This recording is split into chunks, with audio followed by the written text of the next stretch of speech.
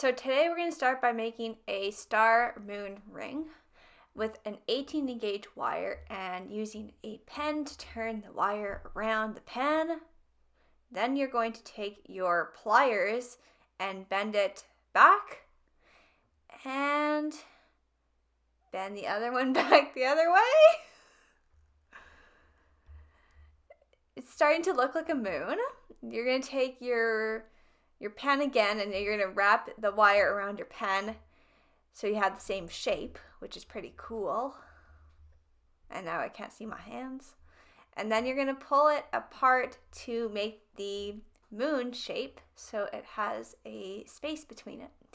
You're going to bend your wire back and around the other wire and boom, clip the wire.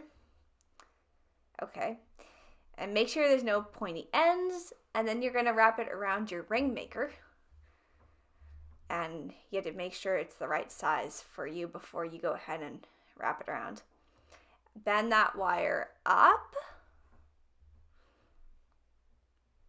And then take your pliers and start doing the star, which this part, you have to have some idea of the dimension of the star because you can't have the lines in the middle. But this is pretty cool. If you use the end of your plier for each bend, it looks like they become equal on each side, which I didn't know that. I always make a star a different way. This is pretty cool. All right, so we're just gonna keep bending those wires. And when you're finished doing that, it should look something like this. Hopefully it's as pretty as this one.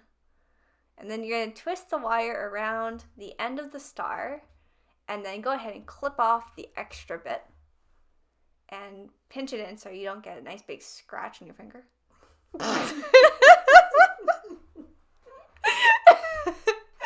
And then you're going to fit the ring to the ring maker.